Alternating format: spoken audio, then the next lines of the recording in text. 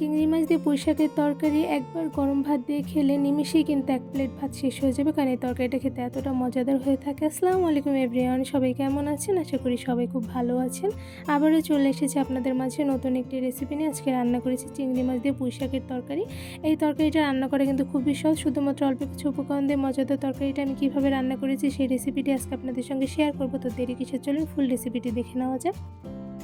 চিংড়ি মাছ দিয়ে পুঁই শাকের তরকারি রান্না করার জন্য এখানে আমি গাছ থেকে পেরে আনা কিছু ফ্রেশ পুঁই শাক নিয়ে নিয়েছি। দেখতে পাচ্ছেন শাকগুলো একদমই ফ্রেশ। এবারে শাকগুলো আমি ভালোভাবে ধুয়ে কেটে নিব। তো সবগুলো পুঁই শাক খুব ভালোভাবে ধুয়ে দেন পানি ঝরিয়ে ছোটো টুকরো করে কেটে নিয়েছি। আপনার চাইলে কিন্তু আর একটু বড়ো সাইজ করে কেটে নিতে পারবেন। এবার এই শাকগুলো আমি মাছ দিয়ে রান্না করে নিব। প্রথমে একটি কড়াইতে দিয়ে দিচ্ছি পরিমাণ অনুযায়ী তেল একটু গরম হয়ে আসলে এর মধ্যে দিয়ে দিচ্ছি পেঁয়াজ কুচি, সাথে দিয়ে দেবো গোটা কাঁচামরিচ। এবার পেঁয়াজ আর কাঁচামরিচগুলো ভালোভাবে নেড়ে দেন কিছুক্ষণ হালকা কালার করে ভেজে নিব।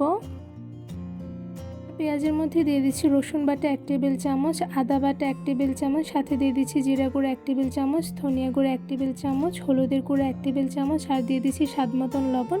এবার ভালোভাবে পেঁয়াজের সঙ্গে সবগুলো মশলা খুব ভালোভাবে নেড়ে মিশিয়ে নিব।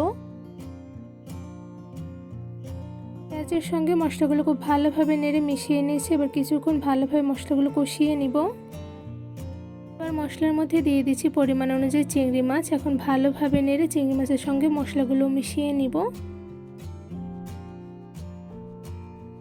কিছুক্ষণ চিংড়ি মাছের সঙ্গে মশলাগুলো কষিয়ে নেওয়ার পরে এর মধ্যে দিয়ে দিচ্ছি পুঁই শাক। এখানে আমি কেটে রাখা পুঁই শাকগুলো দিয়ে দিচ্ছি। এবার ভালোভাবে একটি চামচের সাহায্যে নেড়ে পুঁই শাকের সঙ্গে মশলাগুলো মিশিয়ে নিব।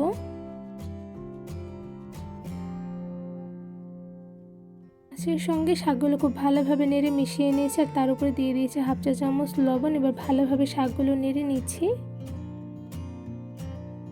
সবগুলো শাক খুব ভালোভাবে নেড়ে নেওয়া হয়ে গিয়েছে, আর দেখতে পাচ্ছেন শাক থেকে কিন্তু অনেকটা পরিমাণে পানি বের হচ্ছে। এবার চুলার আঁচ মিডিয়াম রেখে শাকগুলো কিছুক্ষণ রান্না করে নিব। কিছুক্ষণ চুলার আঁচ মিডিয়ামে রেখে শাকগুলো রান্না করে নেওয়ার পর দেখতে পাচ্ছেন শাকগুলো কিন্তু একদম সেদ্ধ হয়ে গিয়েছে, সাথে কিন্তু অনেকটা পরিমাণে পানি বের হয়েছে। এবার শাকগুলো একটু নেড়ে নিচ্ছি।